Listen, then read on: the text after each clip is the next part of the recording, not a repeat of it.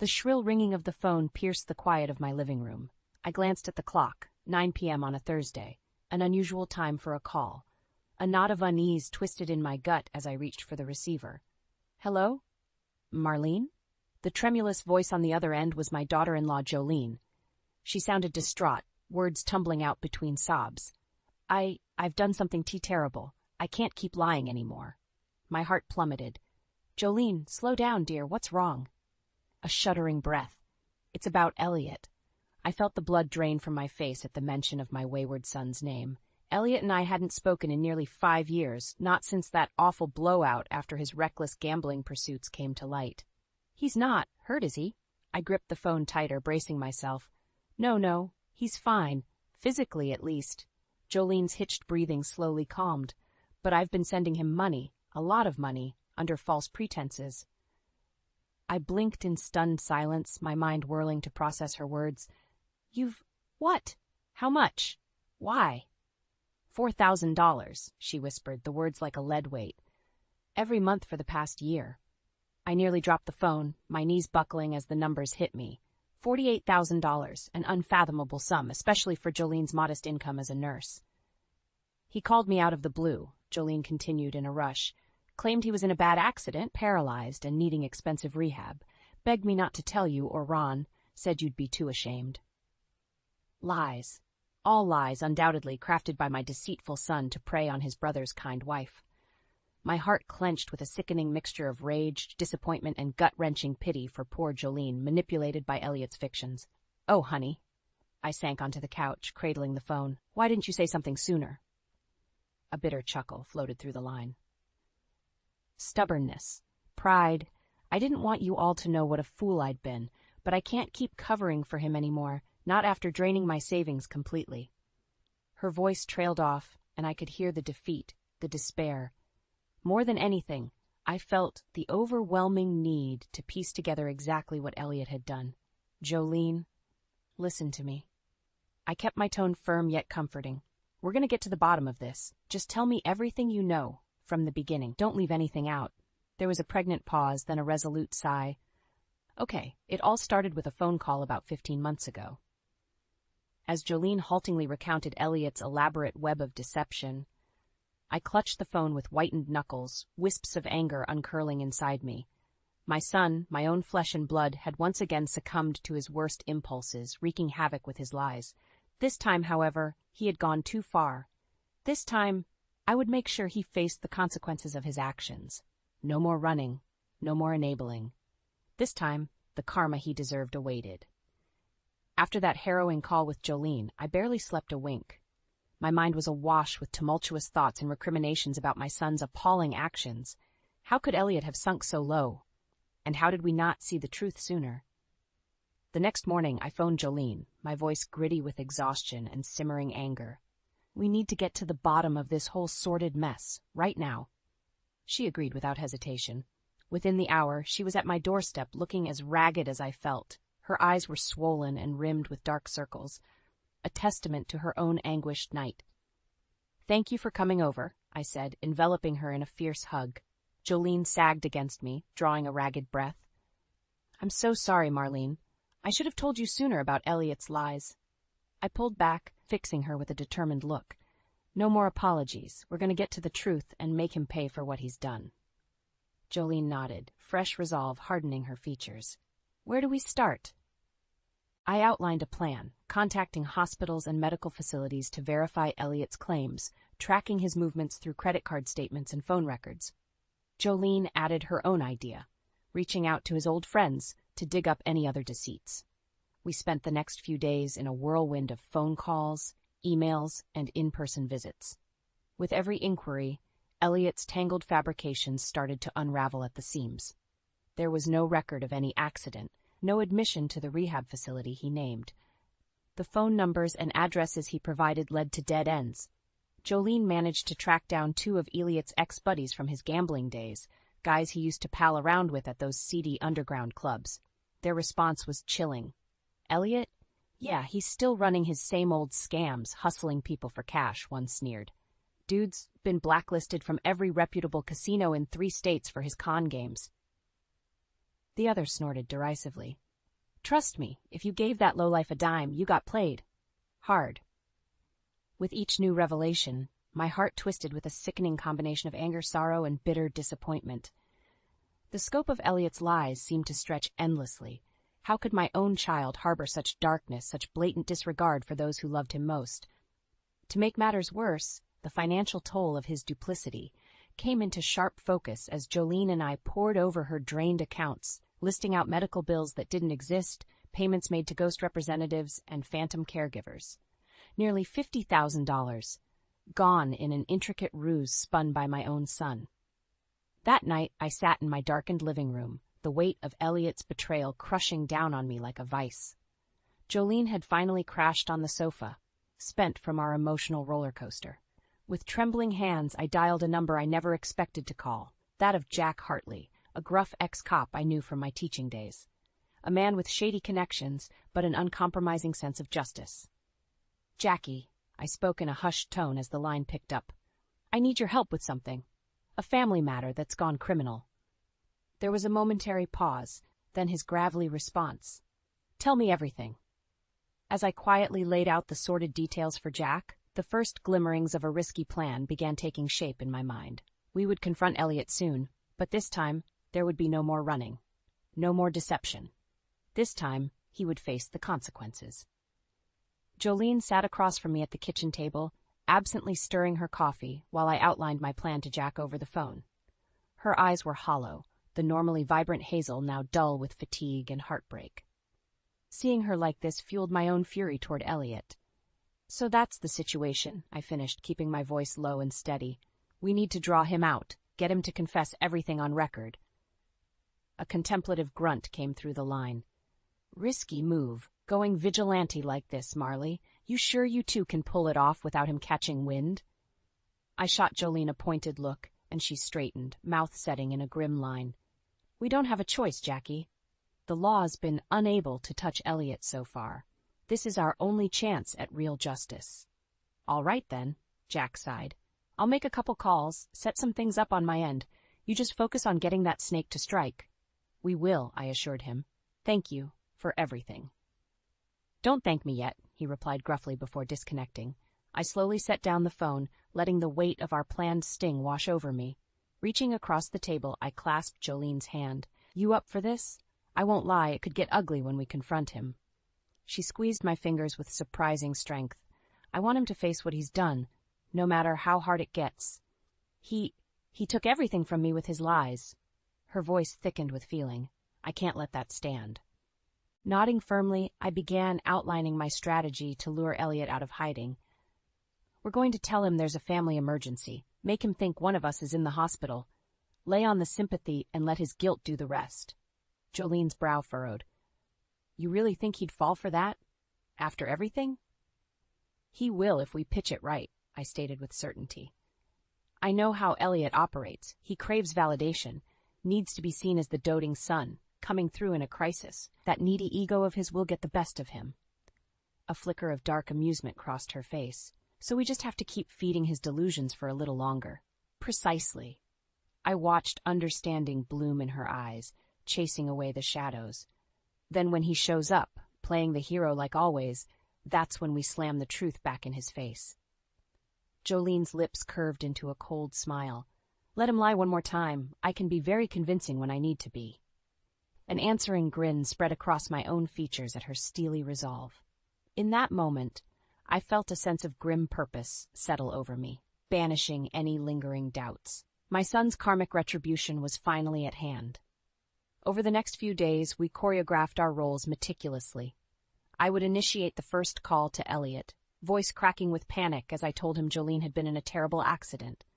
Jolene would then take over, frantically urging him to come quick, weaving plausible yet vague details about her condition. We factored in his predictable responses, the hollow promises to be there soon, the self-centered remarks about coming to save the day. Once he fell for the ruse and agreed to meet us, Jack's crew would be lying in wait. Finally, the night before our sting was set in motion, Jolene and I went over every beat of the plan one final time.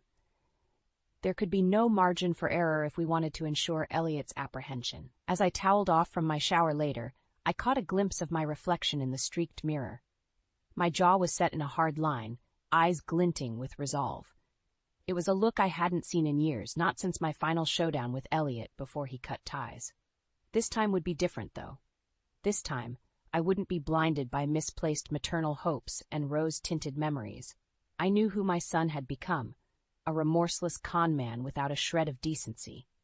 And this time, I was prepared to go to the mat to finally firmly shut down his wretched charade once and for all. The next few days were a whirlwind of planning and preparation. In addition to Jack's undercover support, Jolene and I decided to gather our own arsenal of evidence against Elliot. The more ammunition we had, the less wriggle room he'd have to talk his way out of this one. I started by reaching back out to those old gambling buddies Jolene had tracked down. Greasing a few palms loosened their tongues considerably. Elliot's been working a real slick hustle these past couple years, one of them divulged over beers at a dingy pub, using fake IDs to run cash loans and sports bets across the tri-state area. The other snickered darkly. Dude's got a whole network of loan sharks and bookies eating out of his hand with his con artist BS. They have no idea who they're really dealing with. Sickened but unsurprised, I pressed for more details on Elliot's likely whereabouts and patterns. Information was power, after all. By the end of our shady meetup, I had pages of notes detailing Elliot's shadowy debt trail and possible hideouts. Meanwhile, Jolene took a more personal tack, reconnecting with Elliot's ex-girlfriend, Trina, who he'd relentlessly used and discarded years ago. Though initially hesitant, Trina soon warming to dishing all the dirt once she learned of Elliot's latest misdeeds. That pathological liar tried to convince me he was some big-shot finance investor, she vented, voice dripping venom one night over the phone. Had me totally snowed about his business dealings until I caught him in bed with my roommate. Jolene's lip curled in disgust. Sounds exactly like the kind of mind games Elliot loves to play. Oh, it gets better, Trina said with mirthless laugh. When I finally kicked that sociopath out, I found storage containers full of fake documents and IDs he'd been using to drain funds across multiple bank accounts. Anything you can send over as proof? Jolene's voice was clipped but calm, as she took meticulous notes. By the time we reconvened, we had a disturbingly thick dossier cataloging lie after lie, scam after scam my son had perpetrated over the years. Fake investments, fraudulent benefit claims, shady gambling rackets, the list went on, each entry making my heart ache more. How had such a bright, loving little boy turned into such a reprehensible man? Where had I failed so catastrophically as his mother? Jolene seemed to sense my spiraling doubts as we pored over the damning evidence. Gripping my hand firmly, she locked eyes with me. We can't start going down the road of self-blame again, not after coming this far. I squeezed back, grounding myself. You're right. No more second-guessing or justifications. Her jaw set in a hard line. We do this for all the innocent people he's taken advantage of and manipulated over the years. He needs to be held accountable, no matter how hard it'll be to finally face the truth about him. Hearing the realism in her voice fortified my own strengthening resolve. For too long I'd clung to the false hope that my son, my clever, mischievous Elliot, would one day see the error of his ways and come back to me a changed man. That luminous little boy was long gone, though, consumed by the darkness of his own cravings and moral apathy. The man he'd become was a remorseless monster, leaving a wake of shattered trust and stolen livelihoods everywhere he went. And as painful as it was to admit, he was no longer the son deserving of a mother's unconditional love and devotion. Which is why, when the burner phone Jack had provided began ringing as the sting operation loomed, I answered with ice in my veins. Hello? A smooth, vaguely familiar male voice. Marlene speaking, I replied evenly. Is everything ready on your end? There was a beat of silence, then a hushed response. The crew is locked and ready to move on your signal. We've got eyes on the Mark's current location and LoJack on his car. I exhaled slowly, feeling Jolene's reassuring presence beside me. Good. We'll keep you posted once we get confirmation on his movements. Understood, the voice replied crisply. Don't take any unnecessary risks. I ended the call without responding, suddenly impatient to have this entire sordid affair concluded once and for all. Turning to Jolene, I saw my own grim determination reflected in her eyes. "It's time," I said simply. "Let's finish this." The air was thick with tension as Jolene and I went over the plan one final time. We were like two generals strategizing before a pivotal battle, weighing contingencies, steeling our nerves against any possibility of failure. "Remember, as soon as Elliot arrives, we have to really sell the hospital act," I reminded her, keeping my voice low and insistent. "He has to fully believe there's been some sort of emergency to get him through the door." Jolene nodded tightly, hands fisting at her sides. There was a flinty glint in her hazel eyes I hadn't seen before, a hardness born from the cruel revelations of Elliot's betrayal. "Don't worry, I'll be utterly convincing," she said grimly. "After all the lies and anguish he's put me through, being a good actress is the least of my concerns." I felt a pang in my chest at her bitterness but pressed on. "Once he's inside and we have him contained, that's when we'll start laying out the evidence. Every money trail, fake statement, illegal transaction, the works. He's going to panic, lash out, maybe even try to bolt." Jolene's pragmatic assessment wasn't lost on me. We both knew how volatile and manipulative Elliot could be when cornered. "That's why we'll be ready," I stated with steely conviction. A fleeting image of Jack's stone-faced subordinates flickered through my mind, geared up and awaiting my call. If he tries anything, they'll be there to shut it down. No more games, no more running. Jolene's laugh was brittle but laced with satisfaction. "Good. I want to see the arrogance drain from his face when he realizes there's no more lying his way out of this."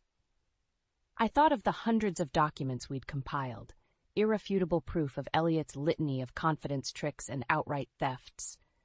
The hard evidence was overwhelming, compounded by the sheer audacity of scamming his own family. Still, a tiny ember of stubborn optimism burned within me, that misguided maternal instinct that naively hoped for redemption, for my son to finally come to his senses. To show some semblance of remorse and humanity in the face of his extensive crimes. But one look at Jolene's haunted, drained expression snuffed out that faint glimmer. She was the one who had borne the brunt of Elliot's cruelty, violated repeatedly by his casual lies and callous greed. There could be no more infinite second chances after such a profound breach of trust. As if reading my mind, she exhaled a shuddering breath. "I know this is your son we're talking about, your own flesh and blood, but you have to be prepared for the fact that Elliot, he might really be gone for good this time." I felt my throat tighten but gave a small nod of acceptance. "I know. Believe me, I've had plenty of sleepless nights reckoning with that possibility." Jolene's gaze was probing but sympathetic. "Have you thought about what you'll say to him once we have him trapped in his lies?" A dozen rehearsed scenarios flickered through my brain. The furious scoldings, emotional pleas, bitter condemnations. I had imagined every possible confrontation ad nauseum this past week. But none of those anguished parental reactions seemed quite right, not with the gravity of Elliot's stunning disregard for human decency. "The truth is, I don't know if I'll be able to say anything," I admitted quietly, surprising myself with the admission.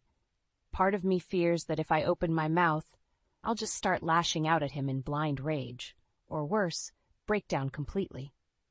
Reaching across, Jolene squeezed my hand in a grounding gesture. "Then maybe it's better if you let the evidence do the talking, show him just how thoroughly he miscalculated this time around." I mulled over her pragmatic suggestion, feeling the leaden weight of responsibility pressing down. This wasn't just about laying a trap for some common criminal. This was my own progeny we were preparing to confront and condemn. Could I truly remain stoically unmoved as his tangled skein of falsehoods completely unraveled before us? Or would the sight of my once sweet, silly boy's unrepentant unraveling shatter my resolve completely? Lost in my turbulent thoughts, I barely registered Jolene rising to prepare for the evening ahead. It wasn't until she placed a reassuring hand on my shoulder that I glanced up, blinking back to the present moment. "It's going to be okay, Marlene," she said, conviction ringing in every syllable. "One way or another, we'll make sure justice gets served. The karma Elliot escaped for so long, it's finally catching up to him now." I felt a grim sort of peace settle over me at her words. She was right. Fate had merely been biding its time all these years. letting Elliot blindly dig himself into an increasingly deep pit of lies and exploitation. And come tomorrow evening, we would be there to ensure that same cruel universe yanked him down into the depths once and for all, facing the ugly consequences he deserved. Exhaling a steadying breath, I rose and gave Jolene's hand one final resolute squeeze. Let's get ready. It's judgment time. The heavy silence was shattered by the shrill ringing of the doorbell. Jolene and I exchanged one final, grim look before she moved to answer it. Showtime. Elliot. She opened the door, voice trembling with feigned distress. Oh, thank God you're here. Where is she? What happened? My son's voice sliced through the tension, smooth and assured as ever. The familiar cadence of manipulation made my blood boil. I steeled myself as heavy footsteps approached the living room. Elliot swept in like a conquering hero, expression twisted into one of faux concern. Mom, you said Jolene was hurt, that there was an axe. His eyes landed on me, then flicked over to Jolene, hovering uncertainly by the entryway. The facade slipped for just a moment as confusion creased his features. Seizing the opportunity, I rose to my feet with purpose. There was no accident, Elliot. But there certainly is an emergency. The fact that you've been deceiving and stealing from this family for over a year now. His brow furrowed in a well-practiced mask of indignation. What? That's absolutely ridiculous. I haven't. Save it. Jolene cut him off, anger flashing in her eyes as she crossed her arms defensively. We know everything about the lies, Elliot. The fake medical bills, the bogus rehabilitation centers, all of it just an elaborate con to leech money out of me. For a fraction of a second, raw panic flickered across his face before the arrogant smirk resurfaced. You're both overreacting. This is all just a misunderstanding, really. Is it? I challenged, keeping my tone gelid despite the fury brewing inside me. Because we have evidence of every single transaction, every fake document and phony account you've been using over the past 15 months to perpetrate this fraud. Moving numbly, I gestured to the thick dossier of compiled records sitting on the coffee table. Bank statements, payment receipts, phone logs, a literal paper trail of each and every one of your egregious lies, Elliot. As his gaze landed on the damning pile of proof, the color visibly drained from his cheeks. The unflappable conman mask had finally splintered, revealing what I'd always known festered beneath, a sniveling coward utterly incapable of accepting responsibility. You don't understand. I needed that money. I was in a bad place. We understand plenty, you pathetic snake, Jolene snarled, taking an aggressive step forward as months of anguish contorted her features. We know all about your outstanding gambling debts, your illegal bookmaking, your shady false identities to keep scamming more funds. Elliot's eyes went wide with panic, head whipping around like a cornered animal as the walls closed in around him. How? Your sleazy little gambling crew buddies ratted you out after I leaned on them, I stated coolly, as did that ex-girlfriend Trina you used to swindle on the side. Jolene's laugh was caustic. For such a skilled liar, you really didn't cover your tracks well at all, did you? And those are just the highlights of your pathetic criminal resume, I pressed on relentlessly. We have detailed financial records of funds you pilfered through fake investment scams, fraudulent Medicare claims, you name it. A damning, decade-long pattern of exploitation and deception. Elliot seemed to deflate before our very eyes, the sneering bravado melting away as he registered the sheer depth of exposure we'd uncovered. His mouth worked uselessly, desperately searching for an angle, a convenient lie to wriggle free. But there were no more deceptions that could dig him out this time.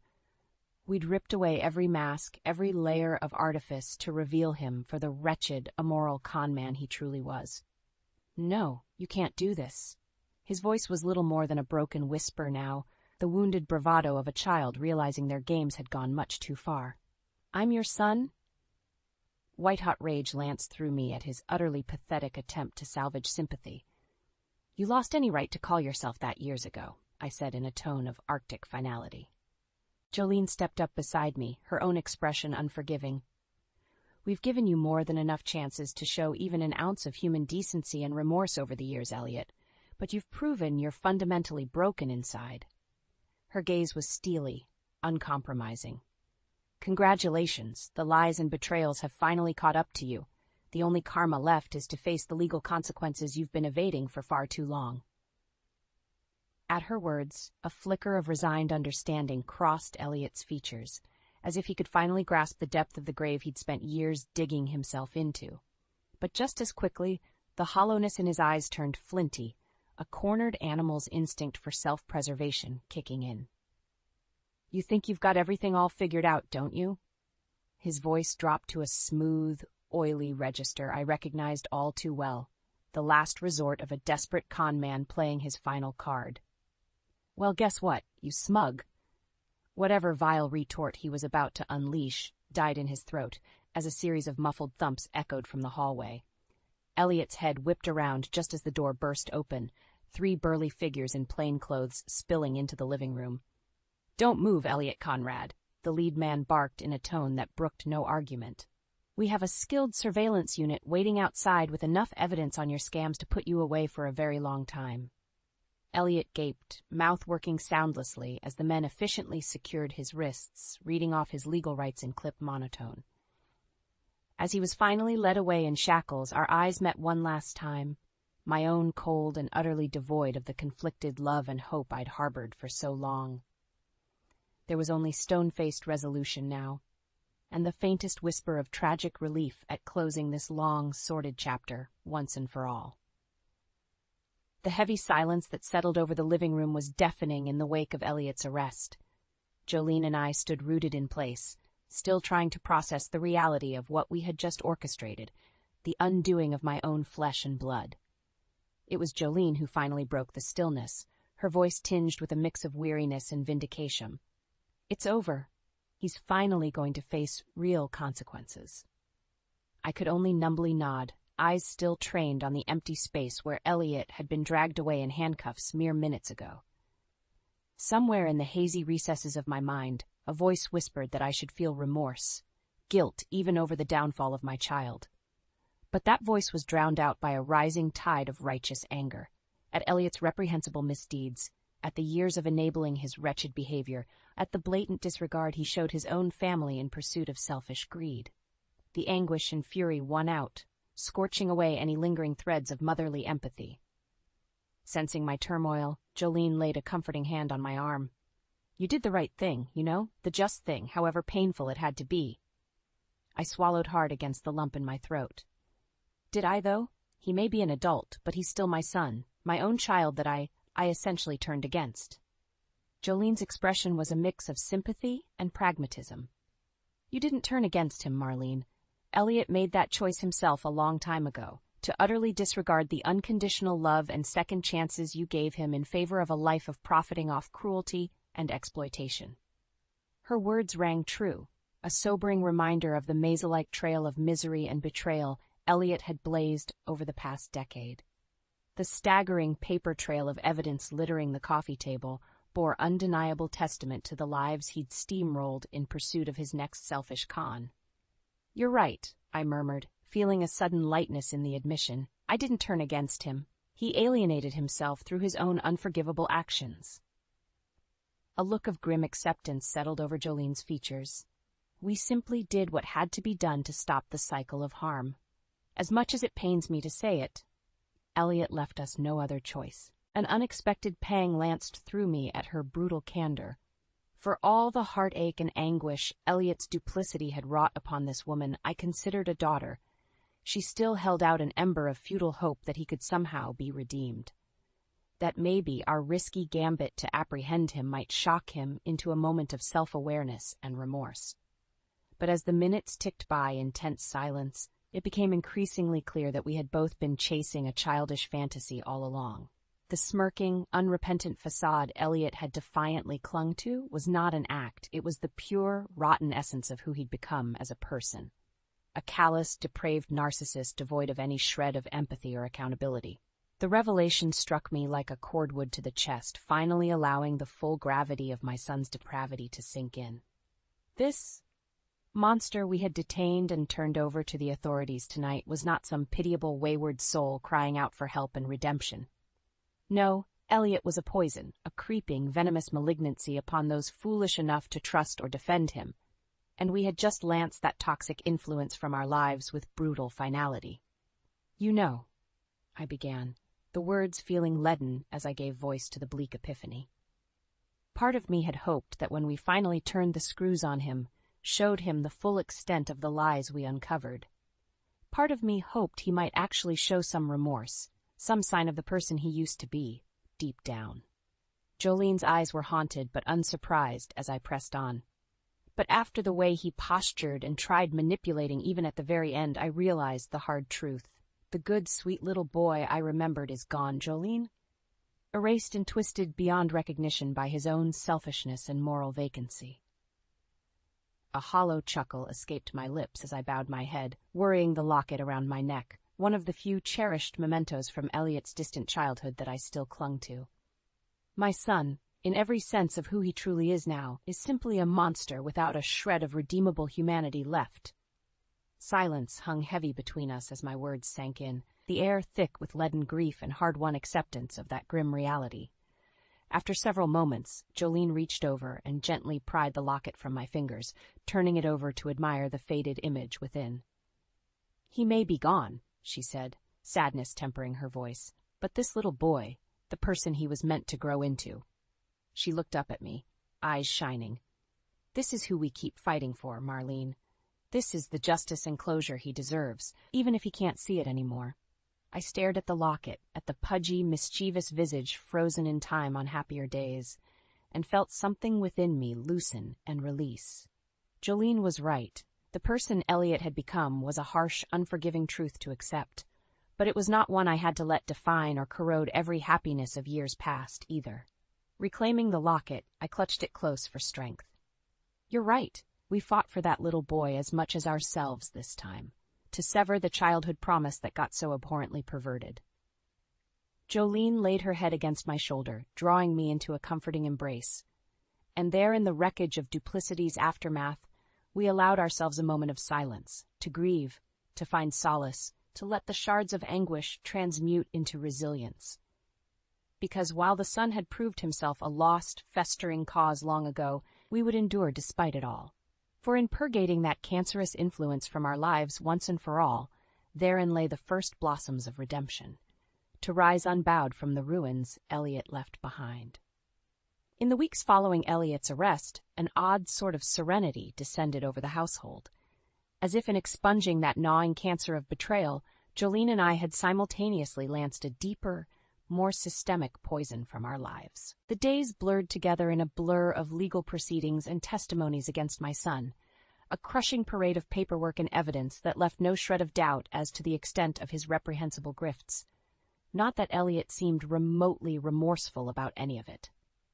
"You'll regret this," he sneered at me during one tense courtroom recess, eyes glittering with malice, airing out every dirty secret of my supposed crimes for the world to see. I merely stared back, unmoved. Beside me, Jolene's hand found mine, giving a reassuring squeeze. We'd heard Elliot's recycled bravado and empty threats enough times by now to render them utterly toothless. After cycloning through so many years of emotional tumult and heartache because of him, this bizarrely clinical dismantling of his house of lies was almost anticlimactic in its banality. Almost. There was still a grim sense of finality to it all, the closing of an ugly, tangled chapter in our lives that should have ended years ago before Elliot's misdeeds could metastasize so malignantly. But at long last we were cutting out the lingering rot, cauterizing the fetid wound of his malfeasance.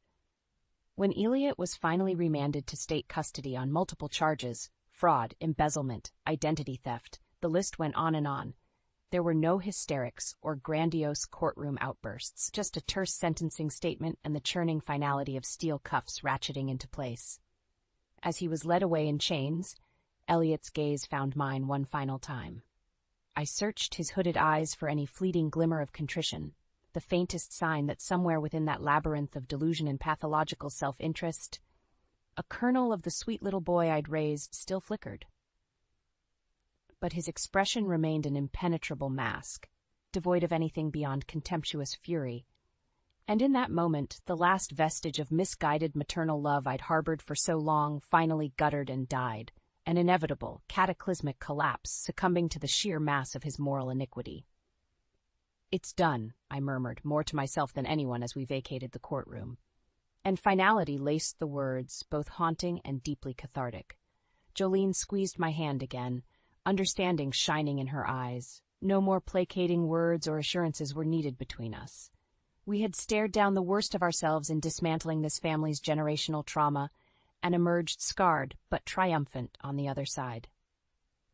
In the months that followed, I took my first deep, steadying breaths of true freedom in decades. The persistent albatross of tolerating Elliot's escalating depravities over the years had finally slipped its suffocating tether, letting me spread my wings. Of course, grief still reared its head in moments of quiet stillness. I found myself staring at old photographs, tracing the outlines of my son's image with wistful longing for those halcyon days before his conscience splintered beyond repair, when the gleam of innocence had yet to calcify into flinty narcissism. I could dwell in those memories of maternal sweetness we once shared. But erecting a mausoleum to my own wistful remorse would be a disservice to the choice Elliot made, to alienate himself utterly in favor of a life of unchecked duplicity and preying upon the unconditional love of those who should have mattered most. No, I would not be shackled to those what-ifs and lingering vestiges of futile hope. With time and Jolene's unwavering moral buttress, I found the resilience to recontextualize Elliot's very existence in my heart. He was not a wound to be tenderly nursed, nor a lingering trauma to stoke and relive ad nauseum. My son was now a hard-won victory over generational toxicity and self-deceit. A cautionary parable of what festering evil could consume even the most intensely loved soul, should they willingly surrender to their basest impulses without accountability. Some would call it tragic, this dissolution of the sacred mother-son bond over such squalid circumstances. But I chose to reclaim the narrative, to not let Elliot's treacheries totally define and erode the joys of earlier days. There had been light and laughter and profound love, all of which flowered anew in the aftermath of his permanent removal from our lives. And in nurturing that reclaimed inner grace, I found a path to not just surviving the devastation of betrayal, but transcending it. Jolene was my kindred spirit through that personal metamorphosis. Her own scars may have cut deeper than most, but she wore them like badges of herd-earned wisdom and perseverance now. The tremulous, haunted woman of those first anguished days rapidly receded, replaced by a rebirth of iron-willed self-assurance. She finished nursing school at the top of her class and moved into her own place, newly determined to not let Elliot's parasitism define her or dictate the trajectory of her dreams. When the hospital offered her a position in their post-op ward, I'd never seen her radiate more fulfillment and pride. In many ways, these were the first true strides into authentic adulthood for Jolene. Long unshackled of the draining toxicity in her marriage, she was finally free to spread her wings and chase the horizons of her own making without dragging the soul-crushing weight of Elliot's duplicities. And though our bond had been forged through mutual suffering at his hands, it evolved into something richer and infinitely more life-affirming in the aftermath. We were not victims united by an indifferent monster anymore. We were sisters in resilience, arcing ever upward on the ascendant trajectory of our reclaimed destiny. In those cathartic moments of breathless renewal, my eyes would inevitably stray to that old tarnished locket containing the last remnants of the son I used to know, and rather than lapsing into wistful melancholy, I would simply gaze at the image and smile. Not with regret or sorrow, but of vibrant, forward-looking joy at putting that ghost to rest, once and for all. For the excruciating trial of Elliot's downward spiral and ultimate self-immolation was finally over. In its stead blossomed the rapturous rebirth of two souls, stalked by their traumas but ultimately indelible in spirit. Indomitable. At long last the shadow had passed, and for the first time in decades, I could bask completely in the radiant promise of new beginnings. I'm the eldest son's wife, but that doesn't mean I plan to get along well with you, Nicole. I want to maintain a proper distance. These were the words of my brother's wife when they had just gotten married, and the three of us, my mother, my sister-in-law, and I, were having a tea together. While it's true that maintaining a proper distance is important, I still remember being stunned by her audacity to say such a thing to us directly. The reason we had tea together was because my mother wanted to build a closer relationship with Amanda.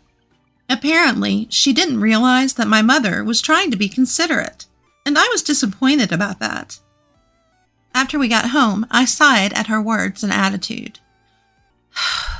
My mother, smiling, a bit lonely, saying, "She must still be feeling tense." My name is Nicole. I'm a 33-year-old office worker. I've been living with my mother in our family home since my father passed away from illness 10 years ago. My brother and younger brother both have their own families, but I have no plans to marry yet. It's not that I don't want to get married, but I find my job fulfilling and am satisfied with my current life. One evening, my smartphone rang. The display showed my sister-in-law's name, Amanda. She just had her first child recently. It was very unusual for her to call me. As I answered the call, she said, "It's been a while, Nicole. I just gave birth the other day, but I haven't heard anything from you. Normally, I would expect my sister-in-law to offer congratulations on the birth." I thought to myself, she hasn't changed a bit, as she began the conversation with such a blunt statement. She is the same age as me, and has been married to my brother for 7 years. My brother is head over heels for her. I would never say it out loud, but I have never liked her. She tends to make sarcastic remarks and has a nagging way of speaking. For some reason, she doesn't act this way towards my brother. Amanda, it's been a while. I should have contacted you sooner. I apologize. Congratulations on your childbirth. I had been busy with work, and since my sister-in-law had just given birth, I thought she would be busy too, so I held back from reaching out, but that seemed to have backfired. However, in her case, it would be wise not to mention that. I had once apologized to her for something and used work as an excuse, only to receive an annoying response like, "Are you trying to show off how busy you are because I only work part-time? You don't have to brag about it." Of course, I had no intention of showing off. As I apologized sincerely, she snorted. "Well, whatever. You should come see the baby sometime soon. She's a cute little girl. You're enjoying your single life and working hard, so I'm expecting a nice baby shower gift from you." That's her real purpose, I thought, feeling disheartened. Although the baby is my adorable niece, and her birth is indeed something to celebrate, I couldn't help but wonder why my sister-in-law had to make such unnecessary remarks. I just wish she would let me offer my congratulations with genuine feelings in my own time. All right, I'll come visit with my mother on a day that works for you. "Oh, please don't bring your mom. I'm not good with her. Besides, I already introduced her to the baby when we left the maternity ward. We even got the congratulatory money from her." I felt irritated by her words. What kind of attitude is that? It's as if she's saying there's no other reason to meet my mother other than for a celebratory gift. Besides, is it right for me to hear about how difficult her mother-in-law, my mom, is to deal with? Okay, I understand. Please let me know a convenient day, and sorry, but I need to go. I need to take my dinner break now. Amanda's insensitive remarks weren't anything new. But I didn't want to feel any more uncomfortable, so I just replied casually and hung up the phone. I felt very uneasy. Seeing me come down the stairs with a scowl, my mom, who was preparing dinner, tilted her head. I thanked her for the meal she served and told her about the conversation with Amanda. I was so upset, I had to vent to my mom. "Well, that's too bad, but there will be plenty of opportunities to see the baby," my mom said nonchalantly, seemingly unfazed by Amanda's words. But it's been quite a while since she married my brother, and her attitude is just too much. Your anger on my behalf makes me happy. By the way, I couldn't give it to you the other day because I wasn't ready. But could you take this with you as well?" Despite hearing my complaints, my mom still wanted to give an additional gift. I smiled bitterly at the wrapped present. "Mom, you're really too kind. All right, I'll make sure to give it. It's a celebration for the baby, after all." My mom nodded with a smile. There's a lot to think about when it comes to my sister-in-law, but it's for my adorable niece. I decided to think of it that way. On the day I went to Amanda's house, I ran into my younger brother's wife, Emily, on the way. She was also invited to the house, just like me. Emily married my brother 4 years ago and quickly became pregnant and gave birth. She's currently pregnant with her second child. I might be rude to compare, but unlike my other sister-in-law, Emily is cheerful and honest, and she gets along well with my mom and me. When we arrived at Amanda's house, she greeted us with an unusually good mood. She led us into the living room, where the sleeping baby lay in a crib. The innocent sleeping face soothed my heart. We laughed together in hushed voices so as not to wake the baby, and took our seats on the sofa. After Emily handed over her gift, I followed by giving mine.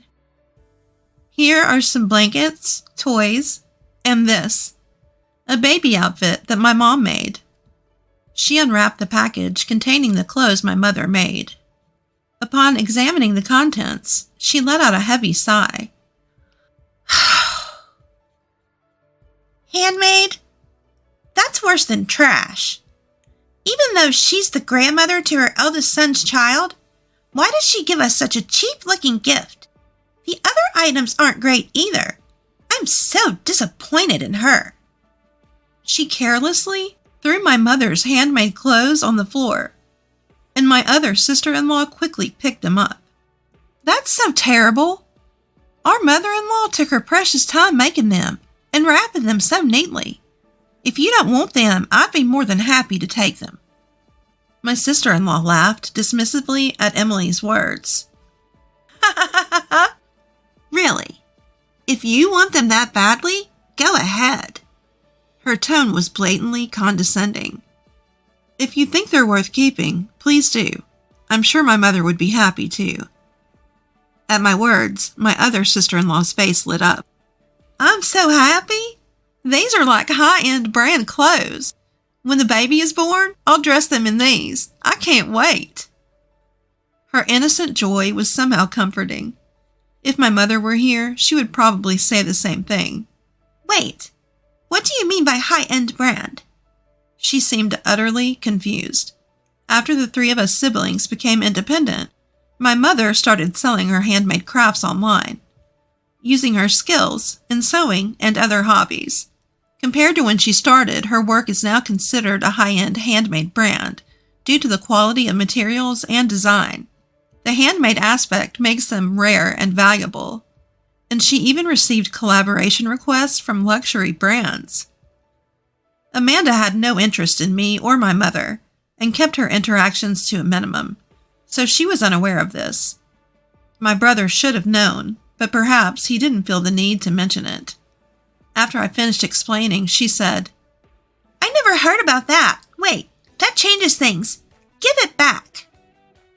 She tried to snatch the clothes back from my other sister-in-law. I quickly intervened, sitting between them, and managed to keep her safe. "What would you do if something happened to Emily and her unborn baby?" My sharp tone seemed to hit a nerve with my sister-in-law. Her face turned red, and she started venting her emotions like steam from a kettle. "Nobody would think that clothes made by my mother-in-law as a hobby would be a high-end. It's like a trick, you sly woman," she began. "Nicole gets to continue doing what she loves even though we're the same age, and it's not fair," she continued. "Emily, ignoring me as the elder sister-in-law, had a baby right away and is already expecting her second. It's so sneaky." Show some consideration and hold back a little. In summary, that was her rant.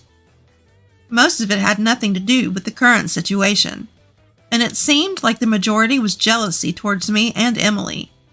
I got the feeling that I finally understood why she was always so harsh towards my family members other than my brother. Upon getting married, she quit the job she loved and switched to part-time work to focus on housework and trying to conceive.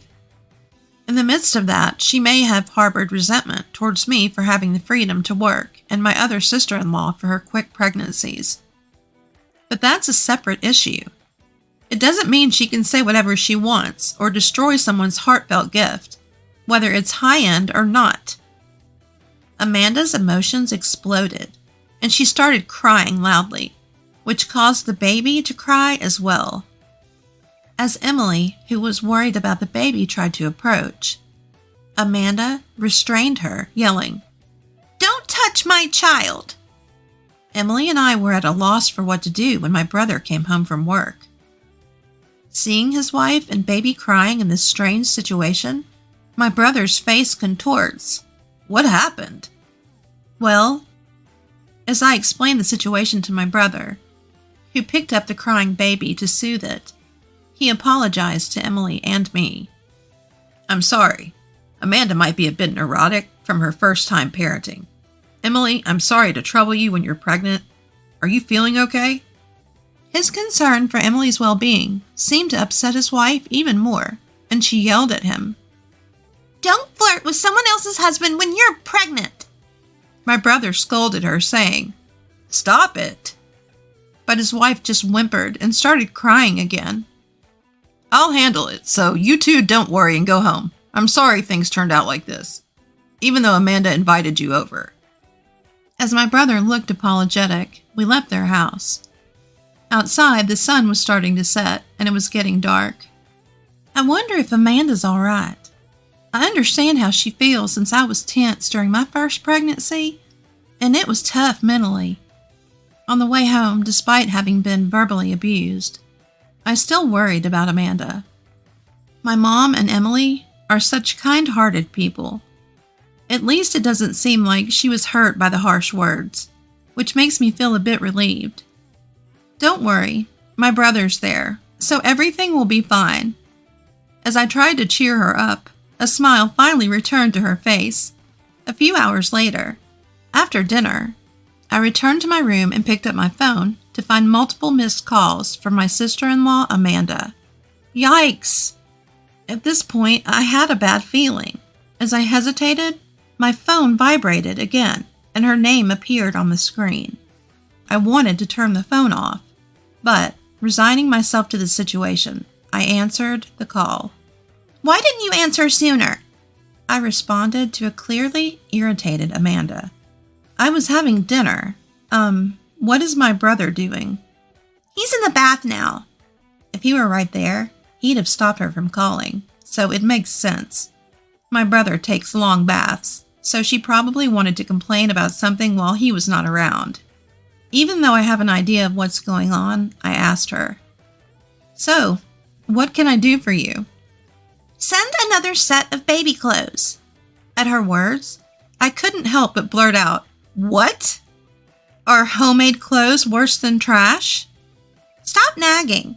It's a high-end brand, right? I want to brag about it on SMS. Ask your mother to make another one." I sighed,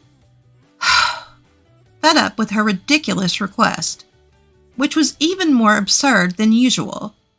I wasn't expecting her to apologize, but this was too much. As I was at a loss for words, she became even more aggressive. "What's with the sigh?" Emily says. "I've already gotten mine, and everyone else. Really?" From her tone, I could tell she had called my other sister-in-law before me. She probably claimed the clothes as her own and tried to snatch them. Not realizing how absurd her words and actions were, I couldn't help but burst out laughing. "Shame on you, Amanda. Throwing my mother's heartfelt gift on the floor, calling it worse than trash, then flipping your attitude when you find out it's a high-end brand. Aren't you embarrassed as an adult? If you really want it, apologize to my mother and ask her yourself. I had never been harsh with Amanda before, all because I was considerate of my mother and brother. But I'd reached my limit. My mother knew the whole story about giving the baby clothes to Emily. I don't like the idea that she thinks she can get them by just asking me. She should bow her head and ask for it herself once in a while. So you're saying all those mean things because it's about my child? Her voice was shaking after hearing my true feelings. It has nothing to do with that. I denied it, but she fell silent, and I could hear her sobbing on the other end of the line. She seemed to be quite sensitive when it came to being criticized herself. Everyone is so cold. I finally gave birth to a baby, and nobody's pampering me. I'm blocked by Emily, ridiculed by you, and my husband won't even take my side. In the end, only David is on my side. A sudden mention of an unfamiliar name made me doubt my own ears. I was shocked to hear that even gentle Emily had blocked her. But she must have said something terrible to her on the phone. Wait, who's David? At my question, she gasped. Realizing that she had let something slip, she seemed to be panicking. As I waited for her to say something, I heard my brother's voice asking, "What's going on?" He must have just gotten out of the bath. She was startled too, and she stammered. No, that's not. David is just an online friend. You're misunderstanding things. I didn't know what the misunderstanding was, but my sister-in-law was desperately making excuses. I suddenly heard my brother's voice as he took over the call and took the phone away from her. "You're talking to Nicole. Sorry, Nicole, but I need to talk to her for a moment." His voice was lower and angrier than usual. I agreed and hung up the phone. It's probably going to be a stormy situation from now on. Later, my brother came to our house to report that he was getting a divorce. First, he apologized for his wife's treatment of our mother's handmade clothes as trash. Amanda felt belittled when she received handmade gifts as presents. This is ironic, considering how she always looked down on Emily, my mother, and me. After the phone call, my brother confronted his wife about the mysterious David. While my brother was busy at work, she met David online and eventually cheated with him in person. Amanda confessed everything. She tried to justify it as a mistake made out of loneliness, but that excuse doesn't hold water. I knew my brother was trying to adjust his work to support his wife's parenting and spend more time with the family, so thinking about his feelings was heartbreaking. Even my usually mild-mannered mother showed her anger toward Amanda. They're going to do a DNA test on the baby just in case. I never imagined that a simple visit to deliver a baby gift would have escalated to this point. In the end, the DNA test disproved the parent-child relationship between my brother and the baby. My brother received a large amount of compensation from his wife and her cheater, and the divorce was finalized. She was dumped by her lover as well, and now she'll likely work day and night. I'm relieved to hear that the baby will be raised by her sensible grandparents, not Amanda. 3 years have passed. My mother's handmade clothes and accessories are still loved by many. Emily and I are, of course, longtime fans. I got married last year and am now pregnant. My mother is already excitedly planning the baby's clothes. My brother, who was deeply hurt by my sister-in-law incident, recently found a new girlfriend. I sincerely hope that he will find true happiness this time. My name is Chloe and I'm 44 years old. I'm about to share a pivotal, rather dramatic moment in my life, and I'd like you to listen in. When I was 25, I met and married Ethan, a hardworking businessman, thanks to a mutual acquaintance. I'd always hoped to become a full-time homemaker after our marriage, but given the economic downturn, that plan didn't pan out. Instead, I continued to work at the salon where I'd been employed for a while, leveraging maternity and postpartum leaves to welcome and nurture our daughter, Isabella. Up until this point, we had an ordinary family life, like everyone else. In retrospect, as a first-time mom, there were days that felt exhausting. Yet, each day brought along a new joy. Isabella was so adorable, and Ethan was incredibly sweet. Our family didn't experience the typical mother-in-law and daughter-in-law conflicts. On the contrary, my in-laws showered Isabella with so much love and even helped us with her upbringing. So, I don't recall ever feeling overwhelmed. Surrounded by kind people, I thought we were living a calm and peaceful life. By the time Isabella turned 10, Ethan and I had become a pretty solid, well-settled couple. The lovey-dovey phase was fading, but that didn't worry me. Let's admit it. I saw it as natural evolution of our relationship, something every couple goes through. Ethan, ever the kind-hearted man, would pick me up from work whenever our schedules aligned. So, the thought of our love cooling off never crossed my mind.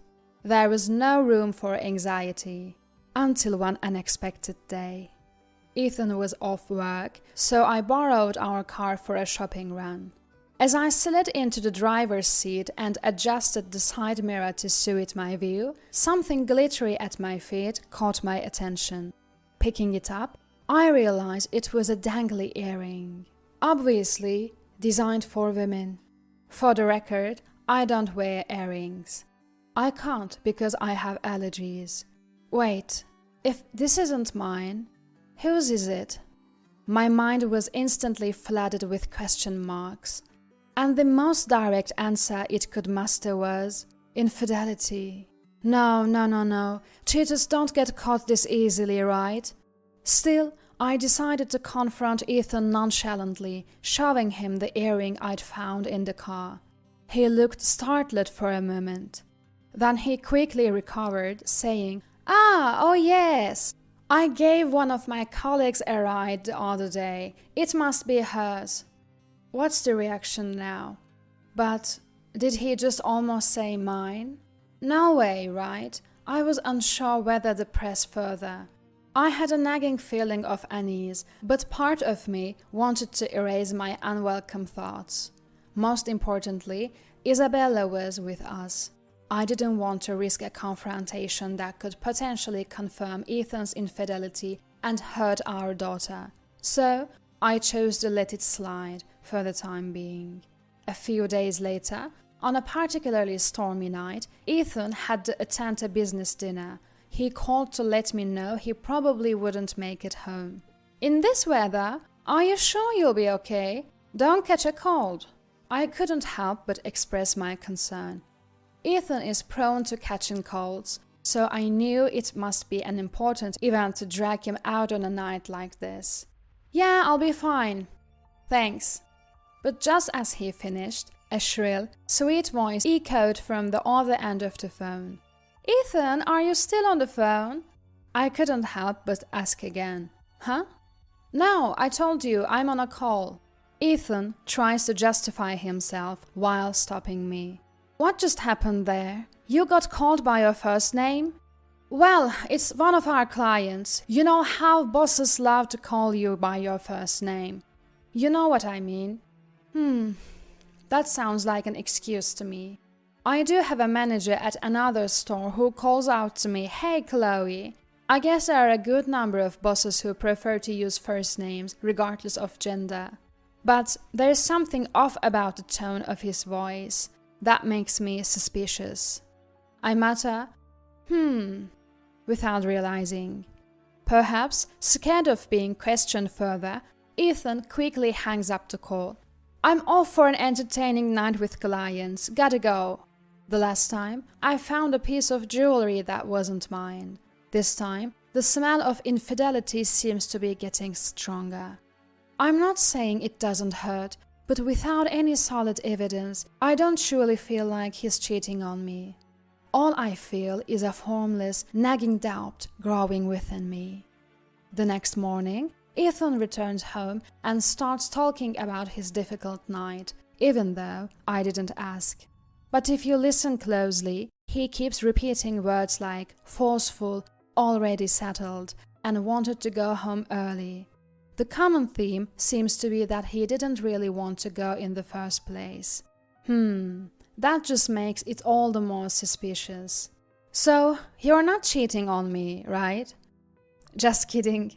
I was about to follow up with a laugh and say, just kidding, of course you're not. But then I saw Ethan's face and fell silent.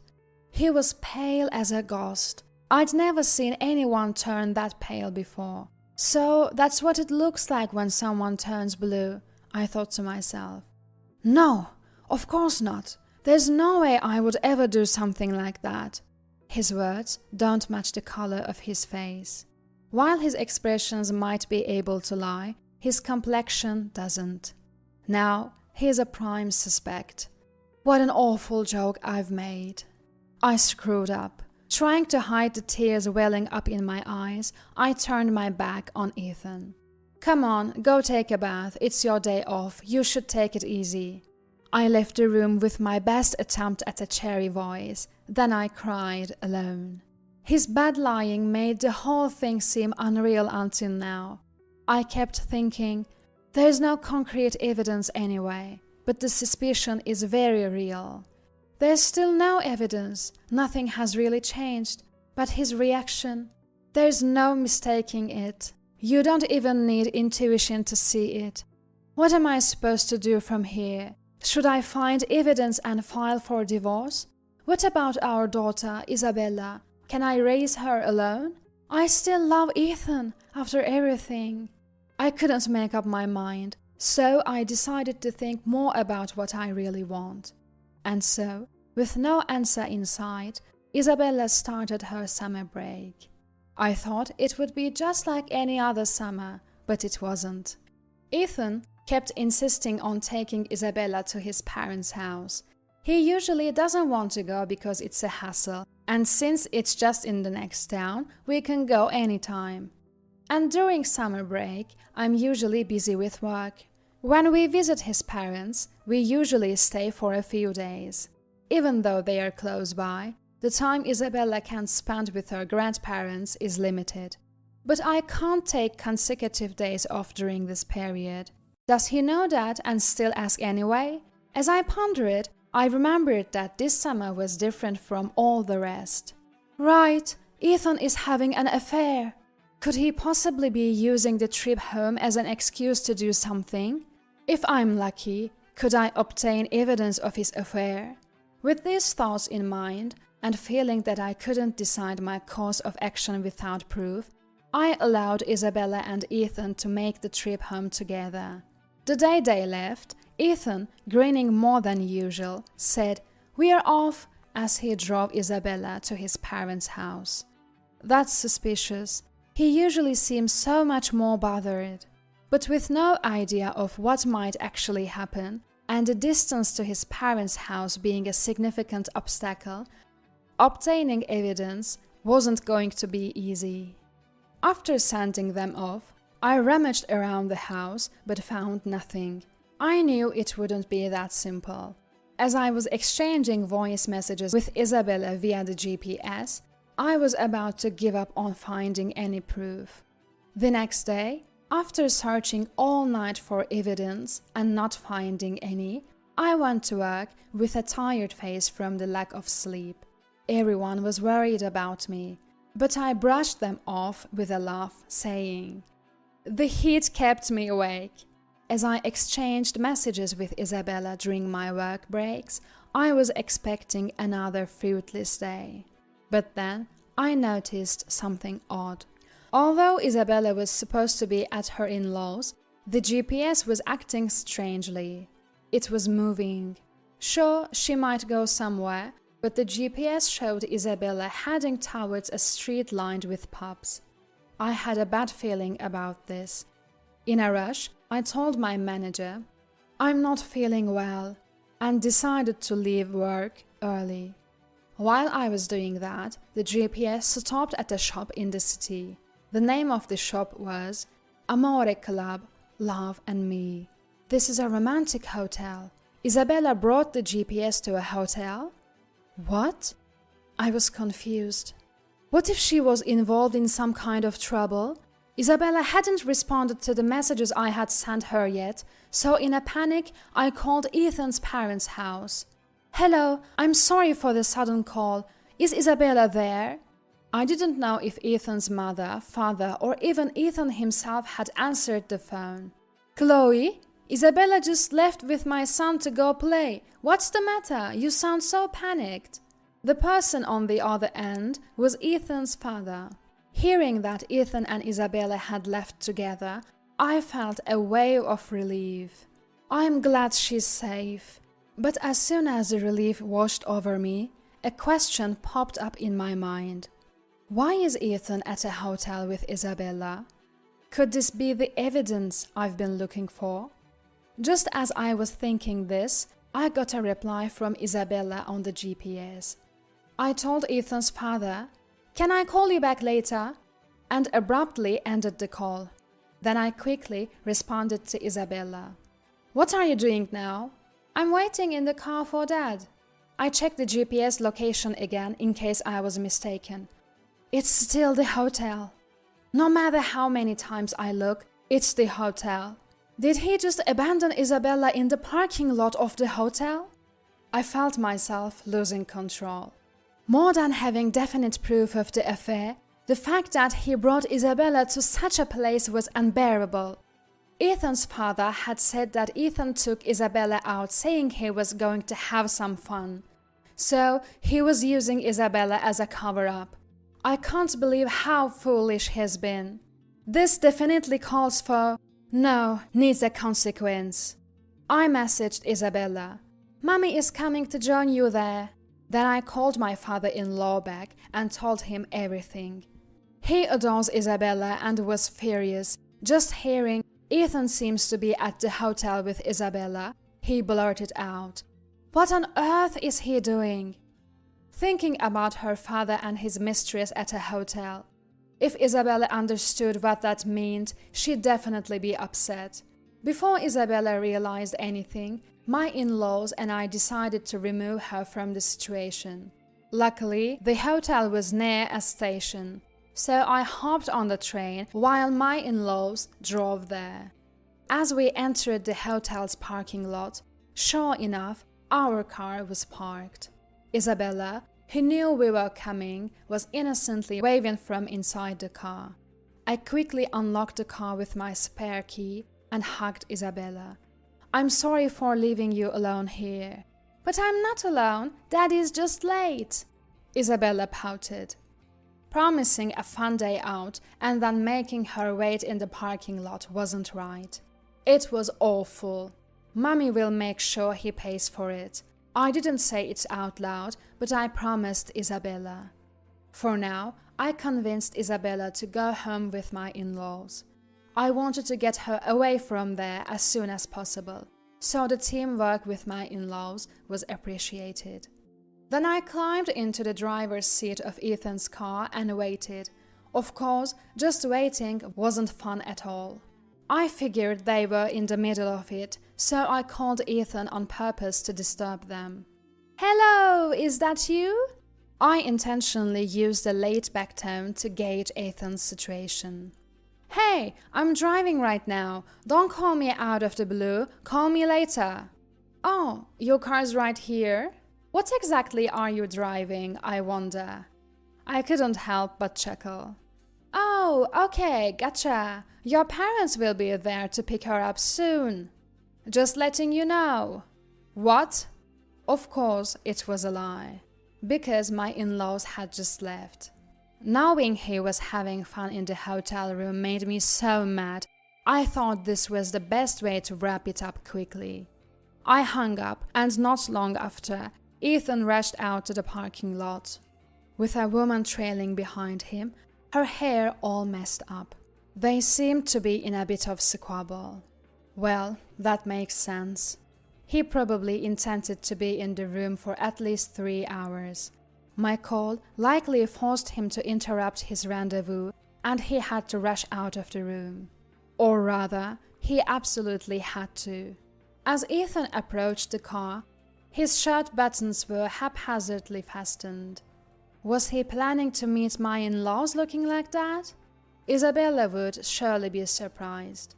The woman seemed furious, and I started to think that this might be the end of their affair. Moreover, I could be imagining it. But the woman looked a bit like me from the past.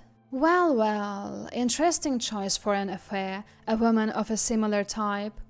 The whole situation was starting to amuse me, so I waited in the car, grinning as I met Ethan's eyes.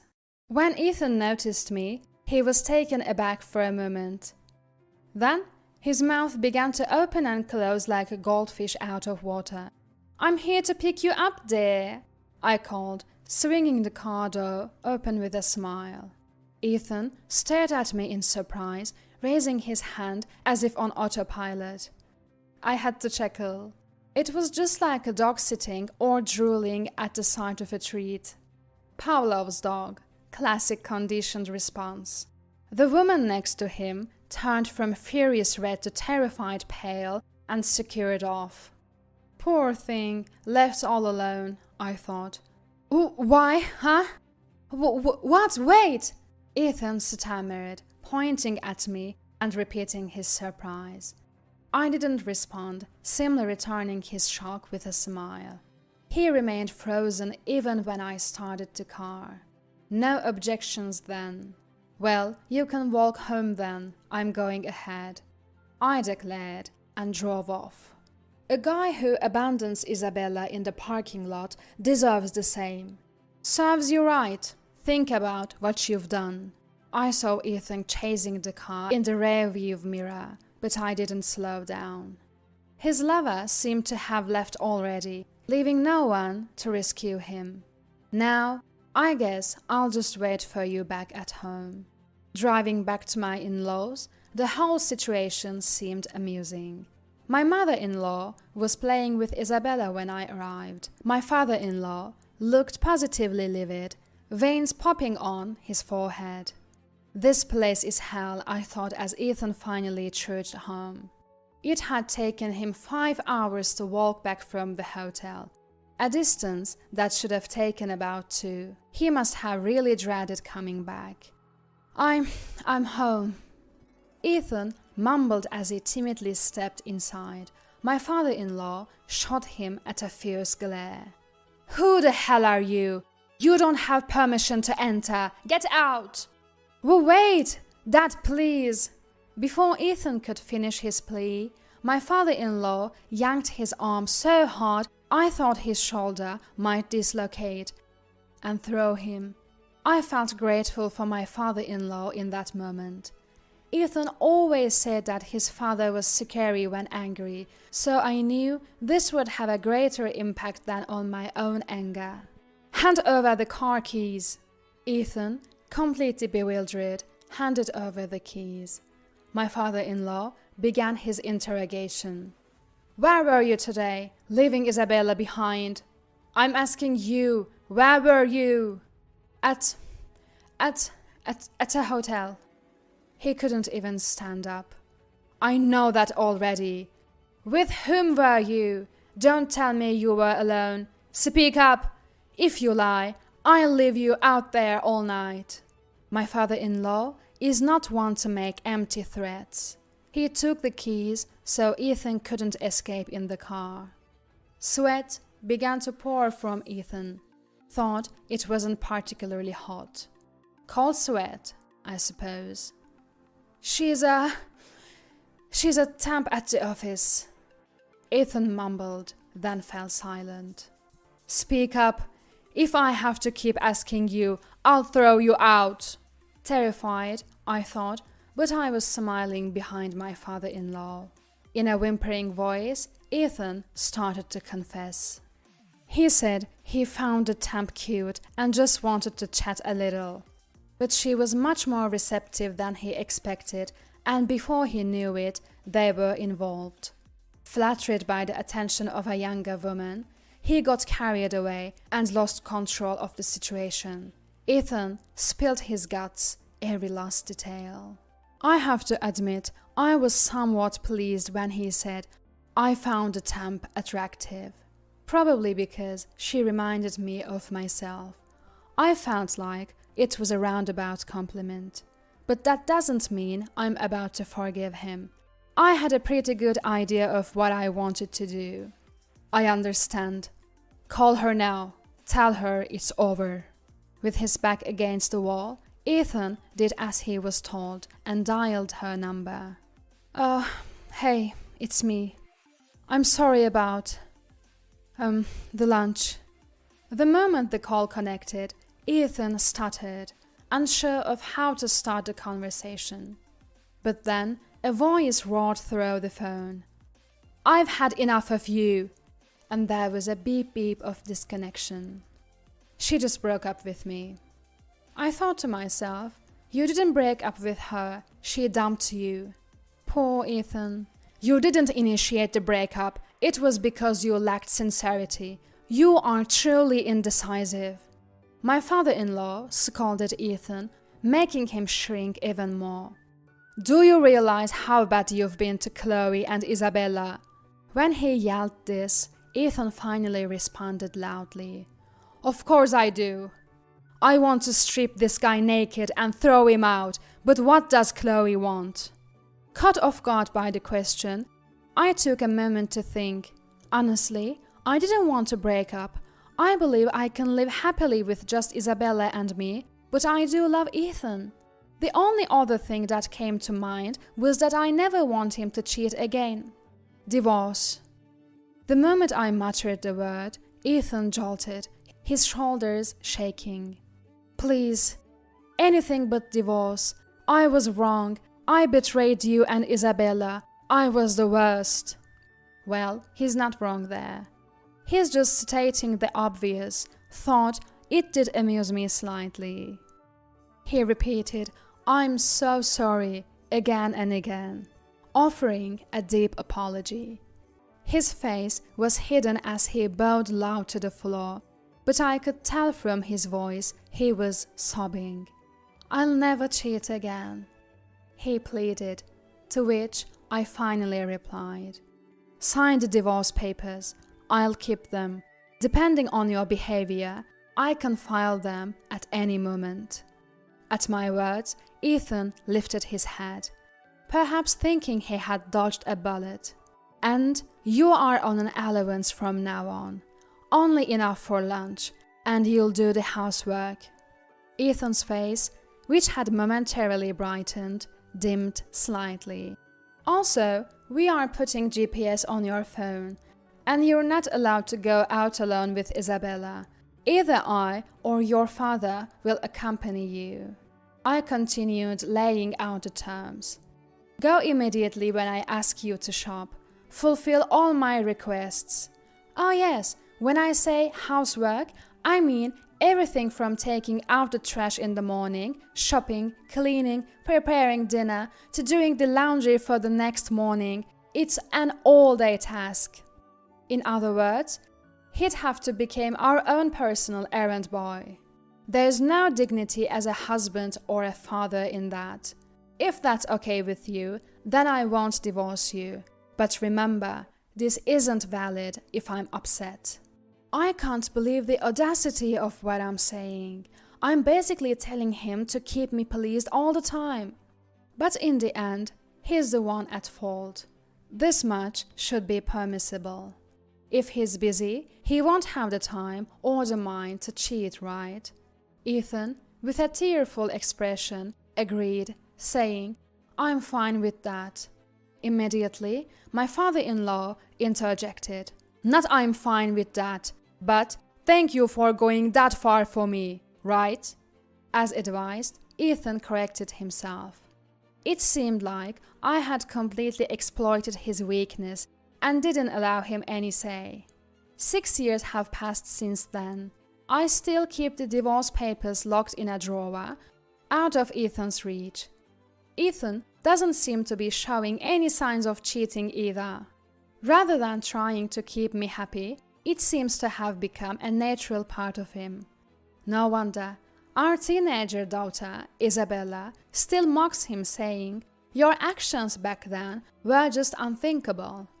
Ethan seemed to find being disliked by Isabella several times more painful than being scolded by my father-in-law or me. As Isabella grew, his determination to be a better husband became more and more apparent. Thanks to that, I am happy. Don't misunderstand. It's not that I have forgiven Ethan for his one-time mistake. The agreement I made with Ethan at that time, to not divorce him, was to protect my own happiness. My ultimate goal was for the three of us in this family to live harmoniously.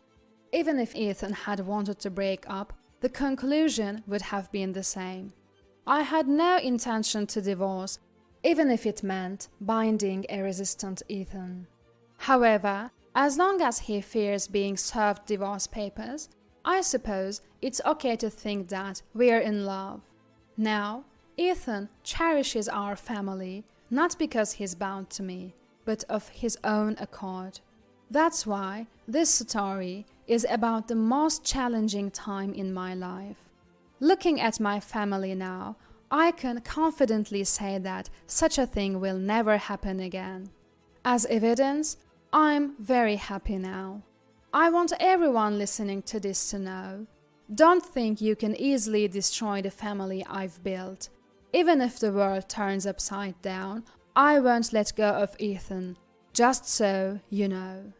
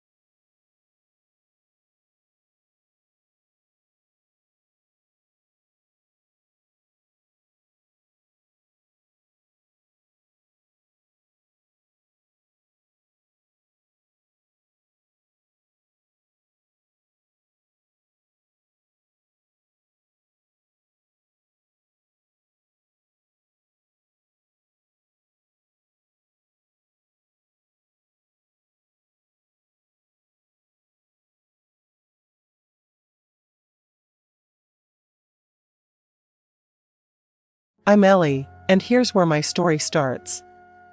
Grew up in a small town, moved from one foster home to another until I landed with the Thompsons. They gave me something priceless, stability, something I craved all my young life. Life was plain till college. I was the first in my foster family to hit the big city for college, studied languages, Japanese, to be exact. Worked my butt off and got myself a translator job at an international trading company. It was a big deal for a small-town girl like me. One ordinary Tuesday, I walked into this cozy cafe near work, ordered my usual black coffee, and there he was, Jack. Tall, with a smile that could knock you off your feet. He was on his phone, looking all business but relaxed. I caught his eye, and that was it. "Hey, never seen you here before," I said, trying to sound casual as I sat down with my coffee. He looked up, his smile widening. "Just trying to escape the office chaos. I'm Jack," he replied, extending a hand. I shook it, feeling a spark. "I'm Ellie. So, what brings Mr. Escape the Office to my favorite spot?" "Good coffee and better company, it seems," he quipped. We hit it off from there. Days turned into weeks, weeks into months, and before we knew it, a year had passed, and we were talking about more than just coffee. Jack was from the city, knew his way around, and had a charm that was hard to resist. But life's not all smooth sailing, right? We decided to tie the knot after a year of dating. I was over the moon but wanted him to meet the folks who made me who I am, the Thompsons. Now, my foster parents, Mr. and Mrs. Thompson, they were salt-of-the-earth types. Lived simply, worked hard. They were fixing up their house, so they rented this tiny apartment that was nothing to write home about. But it was warm, filled with love. I remember telling Jack, "It ain't much, but it's filled with good memories." He nodded, but I saw that look in his eyes as he scanned the cramped space. He was trying to hide it, but the man was uncomfortable. We spent the weekend there. My folks were thrilled, treated him like royalty, but Jack, he was off, always checking his watch, eager to head back. As we drove back to the city that Sunday night, the silence in the car was heavy. I had to say something. "Jack, you've been quiet. What's up?" He sighed. "Look, Ellie, your folks, they're nice and all, but we come from different worlds, you know?" His words stung, but I kept my cool. "And what's that supposed to mean?" "It's just different, Ellie. I'm not used to this simple life. But hey, it doesn't change how I feel about you," he added quickly, trying to smooth things over. I looked out the window, biting my lip, thinking about all the differences between my world and his. "Jack, I don't need fancy. But we gotta respect where we both come from, right?" He nodded. "Right, of course. I love you, Ellie. That's what matters." His words were supposed to comfort me, but a part of me wondered if we were really seeing eye to eye. That night, I lay awake, thinking about the simple life I cherished and the complicated world I was stepping into. Just a few days after our uncomfortable visit back home, it was my turn to meet the other side, Jack's mom, Vivian. A high-rise in the city center, her place was decked out in all sorts of fancy stuff that screamed money. When we arrived, she greeted us at the door, decked out in designer from head to toe, and her apartment? It was like walking into a magazine. "Ellie, is it? And what is it you do?" Vivian asked, sizing me up as if I were an item she was considering purchasing. "I'm a translator. I work with Japanese clients at a trading company," I replied, trying to sound confident. "Oh, impressive," she half smiled, but her eyes were doing another sweep, like she was looking for something off about me. Then it slipped out where I was from and about my foster parents. Her face twisted a bit. "From the province, and fostered, you say?" I don't think that's quite fitting for my Jack. Jack jumped in quick. Mom, please. Ellie's wonderful, and I love her. We're getting married. That stirred up another pot. Married? And when is this happening? How are you planning it? Vivian's tone shifted to something a bit too curious. We're thinking something small, intimate. Just us in Hawaii, actually, I said, hoping she'd catch on to the romance of it all. Vivian's eyes nearly popped out. Hawaii? Just the two of you? No, that won't do. What will my friends think if I can't even throw my only son a proper wedding? I tried to keep my cool. It's our day, Vivian. We just want something true to us, without all the fuss. That did it. She huffed, "This discussion is over," and walked out of the room. Jack looked at me, apologetic, and whispered, "Let me talk to her. We'll sort this out." 4 months zipped by, and despite the rocky start, there we were in Hawaii. It was supposed to be just Jack and me, but Vivian showed up, camera in hand, ready to document every second. Every moment felt like she was there, lurking, making sure she had something to post online.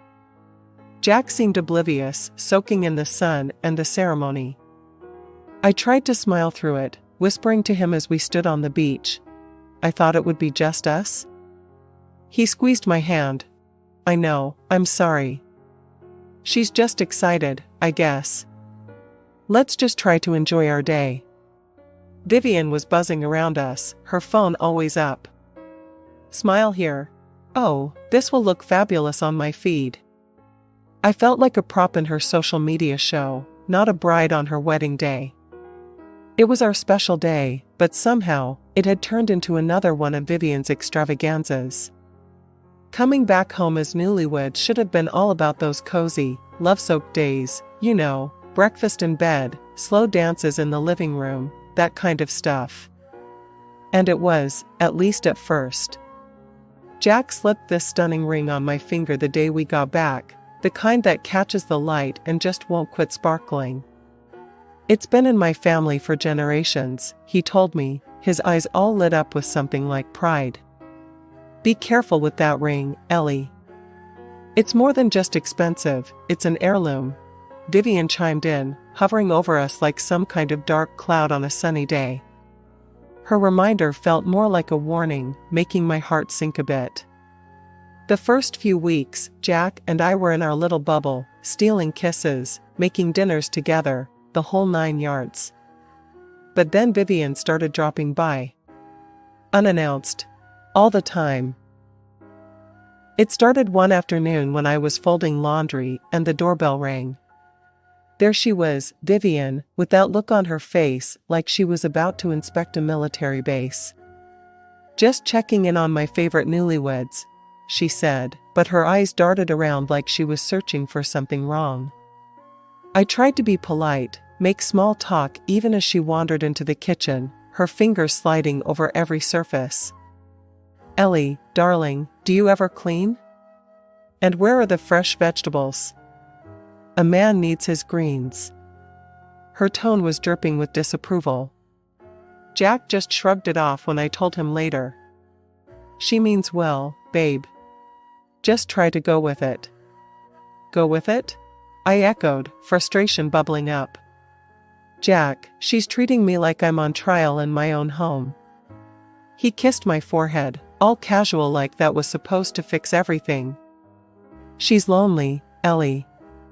Let's just cut her some slack, okay?" Slack turned into more slack, until one day I got home late from work. We'd just signed a huge contract with a new client from Japan, and I was buzzing with the thrill of it all, that is, until I found Vivian in my living room, an uninvited storm brewing. "I heard you've been spending a lot of time at the office. Late nights, hmm?" She raised an eyebrow, her voice thick with suspicion. "Yeah, it's a big project. Lots of new opportunities." I tried to explain, but she had a different opinion. 2 days later, Vivian personally came to my office and began counting out loud the men working with me, loudly suggesting I could be having an affair with one of them. Then, without an invitation, she barged into my boss's office. Seeing he was already elderly, she loudly proclaimed, "Well, she definitely won't mess with the old man." I was mortified, my face red as a beetroot. I demanded she leave, apologizing profusely to my boss and colleagues for the disruption. Thankfully, my boss, Mr. Jackson, had a sense of humor and just laughed it off, but the damage was done. That night, I'd had enough. I cornered Jack in our bedroom, my voice low and tight. "Your mom crossed a line today, Jack. She's accusing me of cheating. It has to stop." He sighed, long and heavy. "Just try to get along. Please, for me." But getting along felt more and more like putting up with nonsense. Things between Jack and me started getting rocky, and due to the fact that Vivian was always whispering in his ear. Lately, Jack had been picking apart everything about me, from the way I dressed to the hours I worked. He had never minded before, but suddenly, everything was a problem. "Ellie, why you gotta wear that to work?" Jack frowned one morning as I got ready. "It was just a blouse and skirt combo, nothing fancy." "It's professional, Jack." "What's wrong with it?" I replied, adjusting my skirt. "It's too much. You're just inviting comments, working with all those guys." His tone had an edge, and I knew this wasn't really about my clothes. That was becoming a regular thing now. It got worse on my birthday. My boss gave me a small gift, a book with a note that read, "To my practically daughter." It was innocent, a kind gesture, but Jack blew it out of proportion. "You see? That's exactly what I'm talking about." "Why is he giving you gifts?" "It's not right, Ellie." Jack was livid when he saw the book. "Jack, it's just a book. He's like a father figure to me." I tried to explain, but Jack's eyes were clouded with suspicion, all thanks to Vivian's constant meddling. All this tension was a relief to escape when I headed out on a business trip to a neighboring city. Our company was setting up a new factory, and I was looking forward to the break from all the drama at home. The trip went well, and I was wrapping up with a dinner with our Japanese partners when I noticed shadows lurking near the restaurant. My heart raced. The street was dimly lit, but as I walked towards my hotel, the shadows moved closer. Panicked, I asked two colleagues to walk me back. As we neared the hotel entrance, the light from the lanterns revealed who was following me, Jack and Vivian. "What the hell, Jack? What are you doing here?" I blurted out, unable to hide my shock. Vivian stepped forward, her face twisted in anger. "We're making sure you're not up to no good. Can't trust you around all these men, can we?" My colleagues were staring, and I felt my face burn with embarrassment. Trying to calm the situation, I said, "This is ridiculous. You're both acting like I'm some kind of criminal." But Vivian wasn't having it. "I'll be telling your parents about this. They should know what kind of woman you've turned out to be." I couldn't hold back a bitter laugh. "Go ahead, tell them. They'll laugh you out of town." The ride back was a silent one. Jack and his mother sat in the front, and I was alone in the back seat, staring out the window, the city lights blurring into streaks of color as tears filled my eyes. I was married to the man I loved, but it felt like I was trapped in a bad dream, with Vivian as the relentless nightmare that wouldn't end. Vivian had actually gone through with her threat and showed up at my parents' place. I couldn't believe it when Mom called me, her voice shaking as she recounted what had just happened. "She was here, Ellie," Mom said, her voice strained. "She demanded to see your father right away, so I gave her the address to his workshop." I felt my stomach drop. Dad was at his workshop, where he spent most of his days crafting and creating in his element. Mom continued, "Your mother-in-law went there, saw your father in his work clothes, all stained from the glass dyes, and she just scoffed. I gripped the phone tighter, bracing myself. When your father went over to greet her, he apologized for not shaking her hand. His were all stained from work, you know?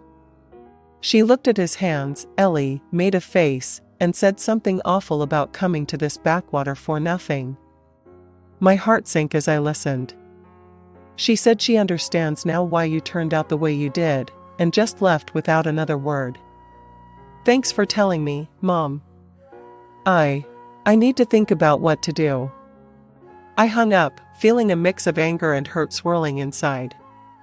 It wasn't long before Vivian made her next move.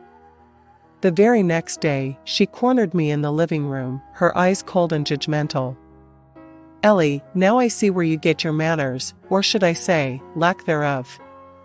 Your father, an ordinary worker, his hands permanently dirted. What kind of upbringing, what kind of manners, could you possibly teach any children? I shuddered to think. Her words were like daggers, but before I could respond, Jack walked in. Instead of defending me, he went straight to his mother, taking her in his arms. Mom, I'm sorry about all this. Ellie's family, they're just different from us. That was it. The last straw. I couldn't believe what I was hearing. Different? Is that your way of saying my family isn't good enough for your high standards? My voice broke, the hurt too deep. Jack looked at me, his eyes empty. It's just how things are, Ellie. We come from different worlds. So that's it, huh? My voice rose, thick with emotion. If I'm such a disgrace, why don't we just end this? If I'm so below you, let's get a divorce. Vivian's eyes lit up, almost gleefully. Well, that sounds like a splendid idea. Jack just nodded, passively. Maybe that's for the best. I spent the night in our guest room, tears streaming down my face. Every word Vivian said replayed in my mind, every dismissive glance from Jack. The man I thought I knew, the life I thought we were building, it was all a lie. The early morning light filtered through the blinds, casting a soft glow across the room as I sat on the edge of the bed, phone in hand. It was time to make some difficult calls, but necessary ones. First on my list was my boss, Mr. Jackson, whose kindness had always made the stresses of work bearable. Mr. Jackson, it's Ellie, I started, my voice a bit shaky. I'm facing some personal issues and need to take some time off. I can take it unpaid if necessary. Ellie, he replied quickly, his voice laced with concern. You're one of our most valuable team members. Take a paid vacation. Sort things out and come back when you're ready. We'll manage here. His generosity brought a lump to my throat. Thank you, Mr. Jackson. I can't tell you how much this means to me. Next, I dialed my mother, who had always been my anchor in any storm. As soon as she answered, I spilled everything, the words tumbling out in a torrent of emotion.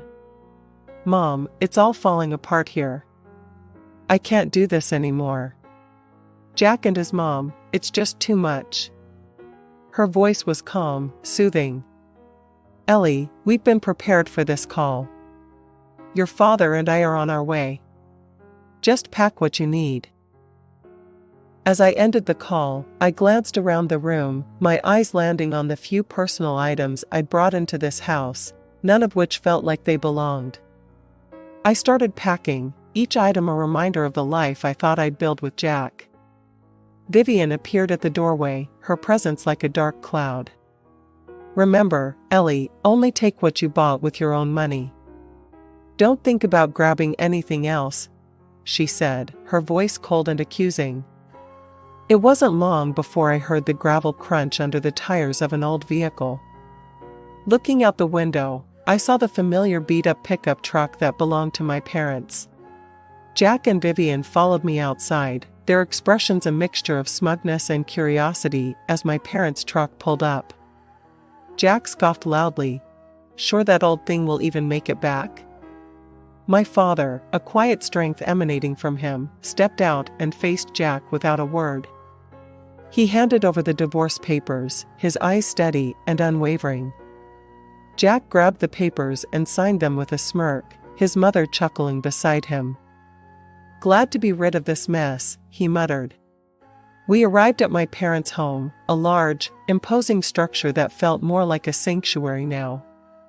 I spent the next few hours unpacking and trying to settle my nerves, the peace of the familiar surroundings slowly calming me. That evening, as I sat looking out at the garden, my phone rang. It was Vivian. "Ellie, you need to return the ring. It's a family heirloom, not a parting gift." I held the phone away for a moment, taking a deep breath before responding. "Vivian, that ring was given to me as a wedding gift. If you want it, come and get it yourself." The morning light was just beginning to spill over the horizon when I saw them from the upstairs window. Jack and his mother, Vivian, stood at the gate, staring up at the house as if they had stumbled into a fairy tale. Their expressions of disbelief were almost comical. I watched from behind the curtain, a smirk playing on my lips. They looked so out of place against the backdrop of the large, meticulously landscaped front yard, their confusion palpable. Finally, I turned away from the window, hearing the sounds of my parents downstairs. I joined them, and we shared a knowing look before stepping outside. My parents were calm and collected as they walked past Jack and Vivian without a word, heading straight for the garage. They pretended not to notice the bewildered stares from my estranged husband and his mother. As the garage door swung open, revealing the sleek lines of 3 high-end cars, I could hear the sharp intake of breath from Jack. My father chose a gleaming black sedan, and we all climbed in. Just as we were about to pull out onto the driveway, Jack found his voice. "Ellie, what is all this? This house, these cars?" I stepped out of the car, walking over to them with a calm I hadn't felt in months. "This is my family home, Jack. My father owns a glass factory and several commercial properties. This is where I grew up." Vivian's face contorted with confusion and disbelief. But your father, he was wearing work clothes, his hands were dirty." I couldn't help but smile at her naivete. "Yes, Vivian. He was launching a new product line. It's a tradition in his company to get involved, hands-on. It doesn't mean he's not successful or wealthy." They stood there, stunned, unable to reconcile the image of the hard-working man they'd seen with the opulence around them. At that moment, a group of our neighbors approached, their faces bright with smiles. "Good morning, Mr. Thompson. We heard about your latest charity event. It's wonderful what you're doing. You've got our support in the mayoral elections, you know," one of them called out cheerfully. My parents nodded and thanked them. Jack's face was a mixture of awe and regret, his eyes darting between his mother and me. Vivian looked like she had swallowed something bitter, her earlier arrogance washed away by the undeniable reality in front of her. I turned back to the car, giving Jack and his mother one last look. "Well, I guess you see things a little differently now," I said, not unkindly. Their expressions, a mix of shock and realization, were all the confirmation I needed that the past, with all its hardships and heartaches, was finally behind me. The morning's revelations hadn't even settled when Jack made his move. He shoved his mother aside with such force that she stumbled. "It's all your fault, you know. You pushed her away with your nonsense," he shouted at her, his words laced with bitterness. Then, turning to me, his demeanor changed completely. He rushed over, trying to pull me into an embrace, his hands reaching out as if trying to erase everything with a simple touch. "Ellie, please, listen to me. We were good together, weren't we? I love you, I really do," he pleaded, his voice a desperate whisper. I recoiled from his touch, the warmth we once shared long extinguished by his betrayal. Stop, Jack. Just stop, I said firmly, pushing him away with all the strength I could muster. I quickly got into the car, my heart pounding. My father, without a word, pressed the remote control, and the garage doors began to close behind us. Jack and his mother stood there, calling out, their voices a blend of desperation and disbelief. Ellie, please, forgive us. We didn't mean any of it. Jack yelled, his voice cracking under the strain. Vivian, scrambling on the ground for the dignity she'd lost, joined in. Ellie, my dear, I was wrong. Please. As we drove away, the finality of the moment weighed on me, but a part of me needed closure, a definitive end to this chapter of my life. As we reached the end of the driveway, I asked my father to stop the car. Jack, thinking this was his chance, ran up to the car, his face lit up with hope. His mother, a few paces behind, tried to catch up, her earlier elegance replaced by desperation. Without a word, I rolled down the window, pulled the wedding ring from my finger, and held it out for a brief moment. Jack's eyes widened as he realized what was about to happen. This is where it ends, Jack, I said, my voice steady. With that, I threw the ring out of the window. It glittered briefly in the morning sun before landing on the soft grass beside the road. Jack's mother, ever the opportunist, rushed to where the ring had fallen, her hands scrambling through the grass. I rolled up the window, shutting out their pleas and the painful past they represented. Let's go, Dad, I said quietly. 2 weeks later, I was back in the city, in a new apartment that felt more like home than I'd felt in a long time. I returned to work, where Mr. Jackson welcomed me with open arms and a gentle understanding that eased my transition back into routine. Jack made several attempts to contact me, each more desperate than the last. He claimed to have cut ties with his mother, begging for another chance. But some things, once broken, can't be mended. I told him it was over for good this time, and blocked his number. No more words were needed.